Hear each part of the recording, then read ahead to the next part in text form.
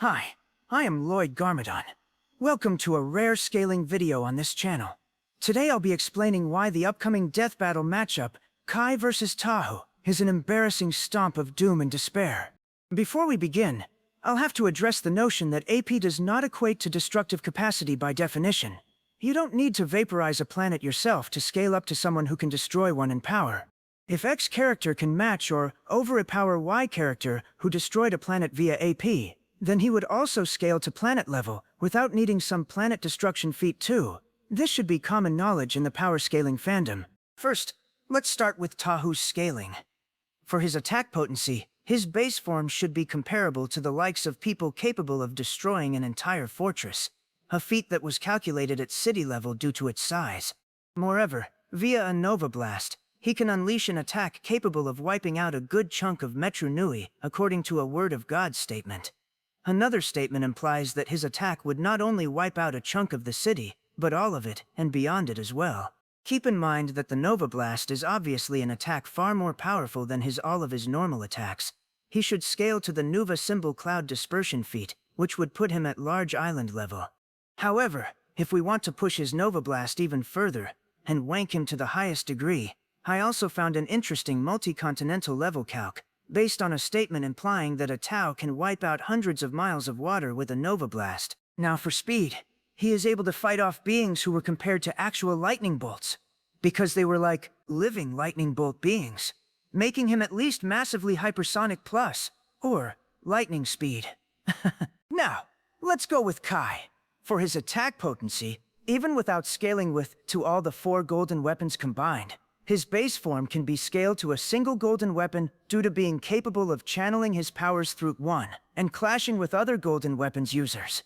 While it's pretty known the golden weapon has completely destroyed the mega weapon and made a star in space before falling off a comet, a single golden weapon should scale to 1/4 of that feat, which would make Kai small star level. Here's also some counter-arguments to the anti-arguments against this feat, since I don't want to yap about it. Of course, you can always scale him or downscale to him to a bunch of other star feats or statement in the show, like enemy Lloyd dimension feats. Yes, he is real manifestation of emotions. The Mother Sun and her army being narratively weaker than the Forbidden Five, Nadakon creating his own pocket reality, with daytime and the presence of shadows indicating the presence of a sun, Wu creating his own dimension, Kai scaling to Teen Wu, and who was needed by Perry, the magician who can draw sun dimensions with her magic. But for the sake of lowballing the hell out of Kai, we'll downplay him to small star level. For speed, Kai is consistently shown relative to the other ninja, and has feats of dodging lightning attacks, making at the bare minimum, massively hypersonic plus. However, Kai has also shown to be capable of dodging the Nindroid lasers, who are stated to be light, and shown to reflect on metal, like light does, with one of his feats being calculated at FTL. This consistent with the ninja being able to react to those lasers a lot of times, and comes close to other FTL feats, like Nadakon reacting to Nindroid beams, or Zane reacting to millions of fight simulation, all happening in seconds, in Seabound. Before moving on to hacks, it should be noted that Tahu upscale from characters like Nuparu, who is capable of reacting and dodging Umbra's light beam, who has the ability to literally turn into a beam of light, which would scale him to the relativistic plus ranges, and you can push this higher the borders of FTL via Axon blocking Toke light beam, although it's pretty debatable and possibly iffy due to Umbra still considered very fast for Tohus that scale to Tahu. Now going for hacks and abilities, Tahu got a plethora of powers through his various masks, such as Matatu, granting him telekinesis abilities, Huna allowing him to turn invisible beside his shadow, Mahiki allowing him to create illusions, Pakari allowing him to boost his strength, Komao allowing him to manipulate and read minds, Miru allowing him to fly, Ha allowing him to create force fields, and Kakama being capable of boosting his speed, as well as run fast enough to turn intangible. He has also used Vahi, which allows him to slow time, although it was a last resort move, and he does not currently possess that mask anyways. His base abilities also include stuff as fire and heat manipulation, and he can also cage his enemies in flames. His peak form with the golden armor gives him access to the 42 powers of the Krata, with the most relevant ones including energy absorption, poison-based attacks, corrosive attacks, fear and emotion-based hacks, teleportation, gravity manipulation, and the ability to dissolve organic matter.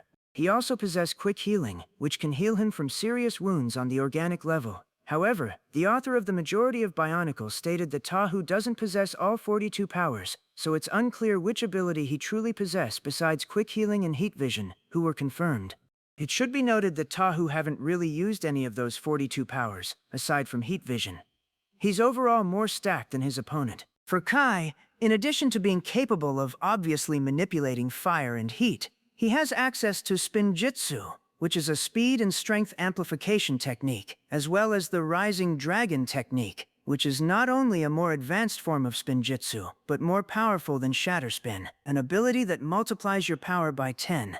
Now, the big problem with this matchup is that Kai can counter nearly any possible win coins Tahu could use. Kai resists fire and heat, so Tahu can't burn him. Tahu's fire absorption ability can be countered by Kai punching him with either his fists, Spinjitzu, or the Rising Dragon technique to prevent any power loss. Tahu's own fire attacks can be absorbed and redirected by Kai, or overpowered by his higher AP. Tahu's immunity to flames and his force fields can't save him from the force of Kai's attack, which is far stronger than he is. And even if he used his Nova Blast, which would drain Tahu, Kai would just easily survive it and kill him in that weakened state.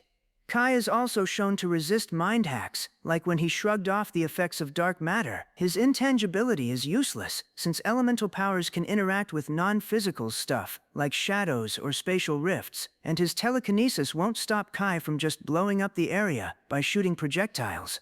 His strength boost can't raise his AP to Kai's level, due to a lack of multipliers, and his speed boost, even assuming they can keep up with each other in base, can be matched with Spinjitzu or Rising Dragon technique. I don't think it's even worth bringing his Dragon and Draconis forms, as they have scaling to stuff capable of destroying the realms and draining an entire realm, who are referred as universes or timelines, and this would just turn into a bigger stomp.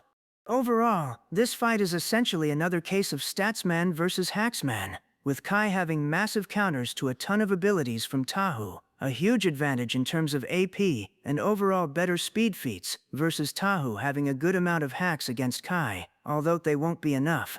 Kai, without any massive downplay, should take this fight with a low mid diff at the very best. Thank you for watching, and check out the comments for more